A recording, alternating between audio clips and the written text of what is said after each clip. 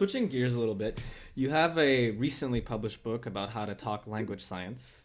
I do. And so I just want to ask a few questions about that, if that's okay with you. Sure. So, what was the main motivation to write this book, and how would you like language science or linguistics to be more effectively communicated, but in an outreach sense, right? Because there's a lot of engagement, but not a lot of outreach. So, I mean, I teach it. I mean, so my lab is located inside of a science museum, as I think Mm-hmm. you know. So one of the obligations that you have if you're, I mean, we collect data there, but we also do a lot of interactions with the public. And so I spent the last decade or so developing uh, activities and demonstrations to help the general public and the museum visitors in particular understand how to what language is and why it's cool and what we figured out. And I teach a class and I train students to do this, and I've been doing this for a while. So the fundamental impetus for the book is that like this is the actual work that I've been doing for the last decade. And I've been working, and my collaborator and I, my co-author, have both done this not just here, but also sort of outside, in various national events. Like we're little evangelists to the idea that it would be nice if everybody knew something about how language and linguistics worked. One of the things that is true, it's not just true of linguistics, it's true of pretty much all of academia. Academics are not good at communicating what they do and why it's important to the general public. This is actually a bad thing for the universe. It's right. It's bad because I mean it's bad because the people who actually make funding decisions are not necessarily people in your field, and you have to be able to convince funders that this is something that is worth doing. Mm-hmm. And it's not just your funders, it's also your bosses, for us, our deans and our university provosts and people like that. The work that we're doing actually has accomplished something, and it has accomplished something that you should care about. In the domain of language science, I think it's also especially important because lots of people I mean, we're all language users, and so we all have a feeling that we know a lot about how languages works. But lots of people have lots of very wrong ideas about how language works, and it's nice to actually sort of correct some of that and sort of put out there, no, there's actually like people who study this and actually know answers about what how it works and what's going on with it. And if you had questions, you could talk to them, right? You could talk to these experts and they might be able to help you with your questions. So for me, it's all about sort of like promoting sort of a more positive sense about what language science is, how people genuinely understand what it is, how language really works, and what it is that we know about it, and who it is that studies it. And I mean, there's all sorts of things, whatever prejudices maybe we'll overcome. Maybe, I don't know, if we do this, maybe.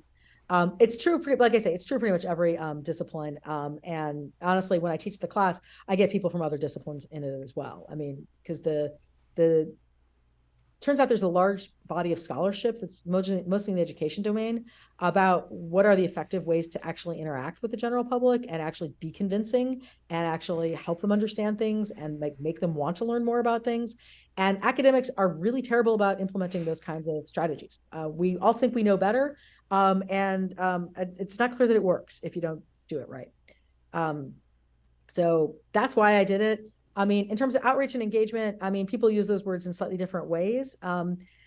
I favor engagement because I'm all about the idea that you're actually in an interactive situation with a person and that you're trying to engage with them and thinking of it not so much as I am the smart professor and I am on high and I'm going to explain it to you, because that is like the worst way to get anyone to listen to you. But to be like, let's talk about it. What are you interested in? And how can I, what do I have to offer you? And trying to sort of meet them where they are. And that's sort of what it means to do engagement. Outreach can mean that, but sort of outreach gets used in a more general sense for anything, anytime an academic steps outside the ivory tower and does anything. We're like, that is outreach. You have reached out to the public. I like engagement better because I'm like, I want it to be more about I'm connecting with the public in a way that is reciprocal, not just in a me to them kind of way. So Okay. And then, so what are the best ways to kind of increase outreach in this sense then? I mean, first of all, a willingness to do it is probably the biggest one. I mean, you have to have academics willing to do it, which is not always the case. You also have to have support from academic institutions who are also not always as enthusiastic about having their faculty do it as you might guess. Our reward structure is not centered on engagement, it is centered on research. So if you want people to do more public engagement, you need to actually change the reward system so that people want to do it. But then also training and how to do it, Okay. right? Okay. So then there needs to be like some sort of like rehabilitation on the incentive structure then. Absolutely on the incentive structure, and then also on, frankly, the evaluation structure, right? So we know when we're doing good research, right? Because we get it published in really good places, and you get we have good metrics for whether our research is doing well. We don't actually have any good metrics really for public engagement, and so you'll have people who do horrible public engagement. Like they'll go do something and they'll be like, I did outreach, it was great, and it maybe didn't convince anybody, didn't connect with anybody, wasn't effective at all. But we don't have a way to measure that very effectively. Mm-hmm. So people don't have incentives to get better at doing it because they're not getting the kind of feedback they need. They're not getting evaluated on the relevant criteria. Okay.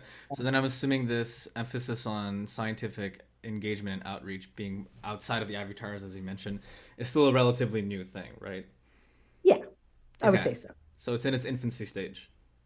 I mean, there's always been people doing some of it, right? But it's, pound for pound, yeah, I would say not that much. Honestly, there is much more of it happening in different sciences. I mean, like physics and astronomy; those people are actually really good at it, right?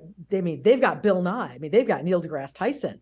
They've got planetariums then in Mm-hmm. public spaces, right? There are places where sciences have done a much better job of sort of connecting with the public.